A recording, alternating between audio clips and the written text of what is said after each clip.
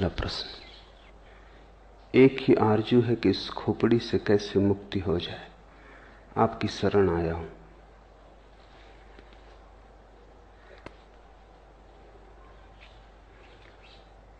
खोपड़ी से मुक्त होने का ख्याल भी खोपड़ी का ही है।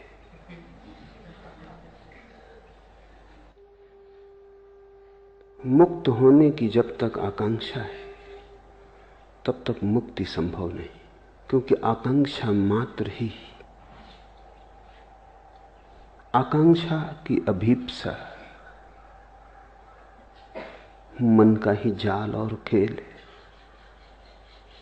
मन संसार ही नहीं बनाता, मन मोक्ष भी बनाता है। और जिसने ये जान लिया वही मुक्त हो गया। साधारणतः ऐसा लगता है मन ने बनाया है संसार, तो हम मन से मुक्त हो जाएं तो मुक्त हो जाएंगे। वही भूल हो गई। वही मन ने फिर धोखा दिया, फिर मन ने चाल चली, फिर मन ने जाल फेंका, फिर तुम उलझे, फिर नया संसार बना। मोक्ष भी संसार बन जाता है। संसार का अर्थ क्या है? जो उलझा ले। संसार का अर्थ क्या है? जो अपेक्षा बन जाए, वासना बन जाए। संसार का अर्थ क्या है? जो तुम्हारा भविष्य बन जाए।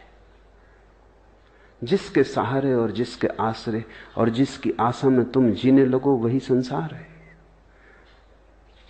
दुकान पर बैठे हो, इससे संसार में हो। मंदिर में बैठ जाओगे, संसार के बाहर हो जाओगे। इतनी सस्ती बातों में मत पड़ जाना। काश इतना आसान होता,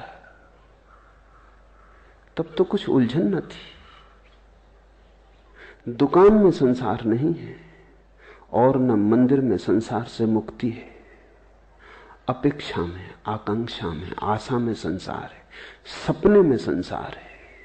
तो तुम मोक्ष का सपना देखो तो भी संसार में हो। संसार के बाहर वही है जो अभी और यही है।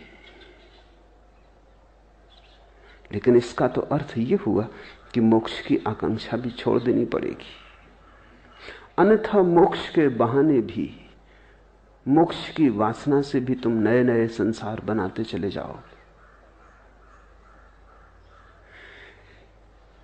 समझना काफी है, छूटना नहीं है। छूटना किससे? किसी ने बांधा होता तो छूटते, किसी ने बांधा भी नहीं। बंधन कहां है? बंधन से छूटने की जल्दी मत करो, क्योंकि यह भी हो सकता है बंधन हो ही ना, तब तुम छूटने की कोशिश से बंध जाओगे। और अगर बंधन नहीं है तो छूटोगे कैसे? बंधन से छूटने की कोशिश मत करो, बंधन को जानने की कोशिश करो कि बंधन कहां है। पूछो, जिज्ञासा करो, वासना मत करो। विपरीत की वासना भी वासना है। तुम कुएं से बचते हो, खाई में गिर जाते हो। इससे क्या फर्क पड़ेगा कि तुमने गिरने का ढंग बदल लिया? तुम बाएं गिरे कि दाएं गिरे, इससे क्या भेद पड़ता है? जिज्ञासा करो कि बंधन कहां है, बंधन क्या है। बंधन को भर आंख देखो। इसी को बुद्ध ध्यान कहते हैं, अप्रमाद कहते हैं कि बंधन को भरी आंख से देखो।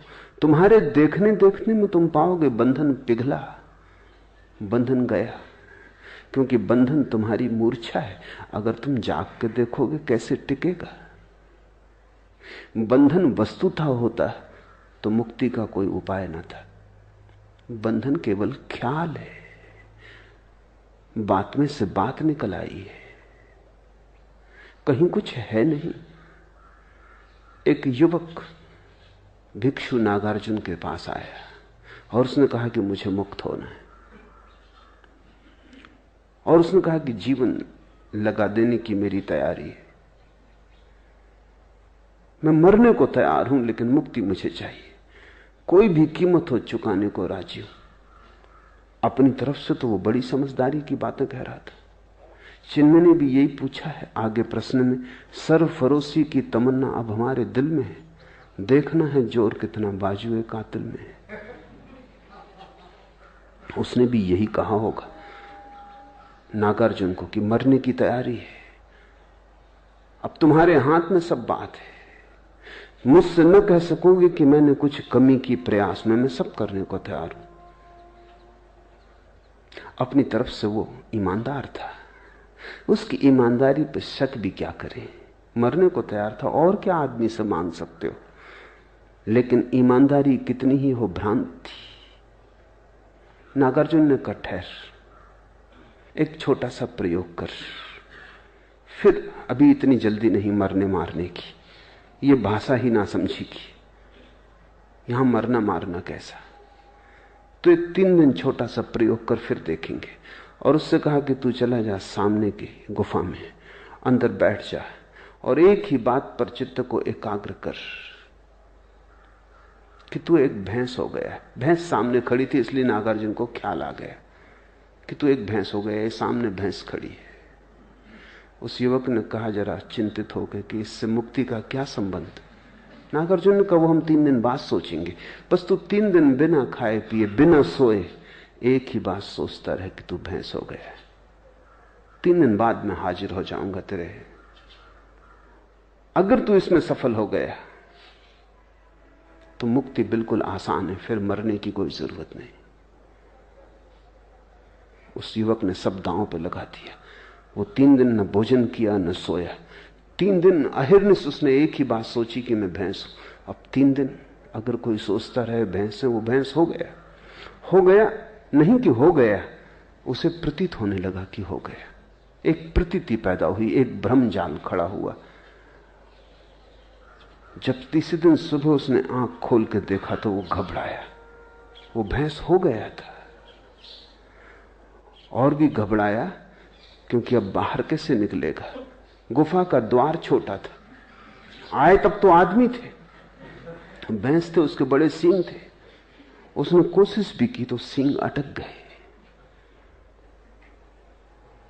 चिल्लाना चाहा तो आवाज तो ना निकली, भैंस का स्वर निकला। जब स्वर निकला तो नागार्जुन भागा हुआ पहुंचा। देखा युवक है, कहीं कोई सींग नहीं, मगर सींग अटक रहे। कहीं कोई सींग नहीं है, वो आदमी जैसा आया था वैसे ही है। लेकिन 3 दिन का आत्मसम्मोहन, 3 दिन का सतत सुझाव, 3 बार भी सुझाव तो परिणाम हो जाते हैं। 3 दिन में तो करोड़ों बार उसने सुझाव दिए होंगे। फिर बिना खाए बिना सोए। जब तुम 3 दिन तक नहीं सोते तो तुम्हारी सपना देखने की शक्ति इकट्ठी हो जाती। 3 दिन तक सपना नहीं देखा, जैसे भूख इकट्ठी होती है 3 दिन तक खाना ना खाने से, ऐसा 3 दिन तक सपना ना देखने से सपना देखने की शक्ति इकट्ठी हो जाती। 3 दिन की सपना देखने की शक्ति, 3 दिन की भूख। भूख में भी जितना शरीर कमजोर हो जाता उतना मन मजबूत हो जाता है। भूख से शरीर तो कमजोर होता है, मन मजबूत होता है। इसलिए तो बहुत से धर्म उपवास करने लगे और बहुत से धर्मों ने रात्रि जागरण किया।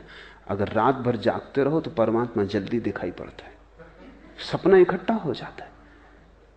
अभी इस पर तो वैज्ञानिक शोध भी हुई है और वैज्ञानिक भी इस बात पर राजी हो गए हैं कि अगर तुम बहुत दिन तक सपना न देखो तो हेलुसिनेशंस पैदा होने लगते, फिर तुम जागते में सपना देखने लगोगे, आंख खुली रहेगी और सपना देखोगे। सपना एक जरूरत है,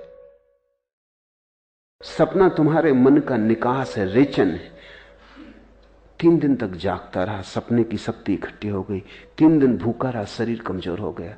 ये तुमने कभी ख्याल किया, बुखार में जब शरीर कमजोर हो जाए तो तुम ऐसी कल्पनाएं देखने लगते हो जो तुम स्वस्थ हालत में कभी ना देखोगे। खाट उड़ी जा रही, तुम जानते हो कि कहीं उड़ी नहीं जा रही, अपनी खाट पे लेटे हो, मगर शक होने लगता है क्या गया है तुम्हें। शरीर कमजोर है। जब शरीर स्वस्थ होता है तो मन पर नियंत्रण रखता है, जब शरीर कमजोर हो जाता है तो मन बिल्कुल मुक्त हो जाता है। और मन तो सपना देखने की शक्ति का ही नाम है। बीमारी में लोगों को भूत प्रेत दिखाई पड़ने लगते हैं, स्त्रियों को ज्यादा दिखाई पड़ते हैं पुरुषों की बजाय, बच्चों को ज्यादा दिखाई पड़ते हैं प्रौढ़ों की बजाय। जहां जहां मन कोमल है और शरीर से ज्यादा मजबूत है, वहीं वहीं सपना आसान हो जाता है। 3 दिन का उपवास, 3 दिन की अनिद्रा, और फिर 3 दिन सतत एक ही मंत्र। यही तो मंत्र योग है। तुम बैठे अगर राम राम राम राम कहते रहो कई दिनों तक, पागल हो ही जाओगे। एक सीमा है झेलने की। वो 3 दिन तक कहता रहा मैं भैंस हूं, मैं भैंस हूं, मैं भैंस हूं। हो गया, मंत्र शक्ति काम कर गई। लोग मुझसे पूछते मंत्र शक्ति, उनको मैं ये कहानी कह देता हूं, ये मंत्र शक्ति है।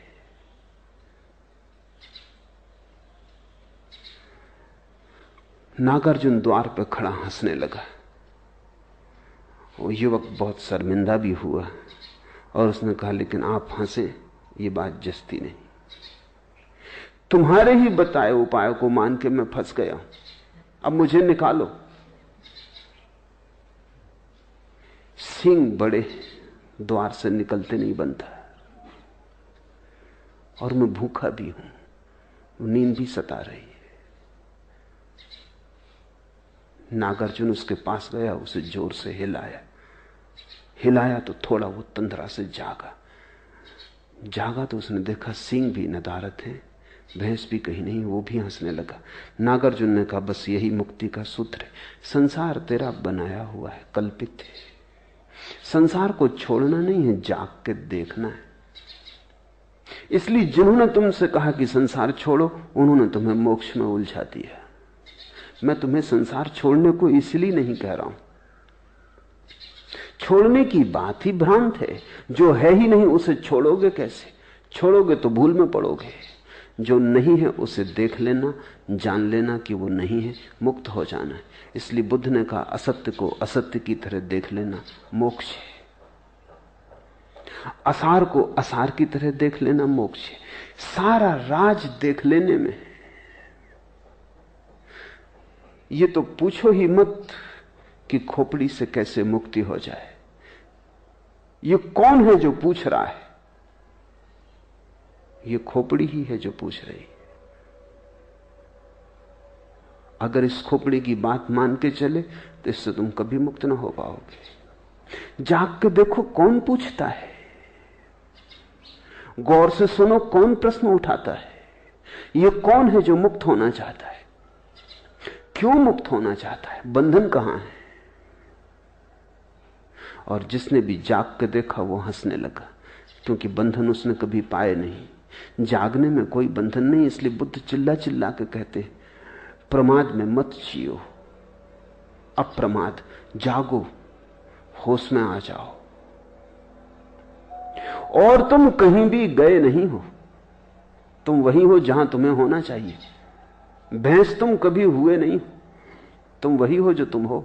तुम परमात्मा हो। इससे तुम रत्ती भर यहां वहां न हो सकते हो, न होने का कोई उपाय। हां, तुम भ्रांति में रह सकते हो। तुम अपने को जो चाहे समझ लो। मन शक्तिशाली है, तुम जो चाहोगे वही बन जाओगे। और जिस दिन भी तुम देखना चाहोगे उस दिन तुम दृष्टि बन जाओगे। दृष्टि मुक्ति है।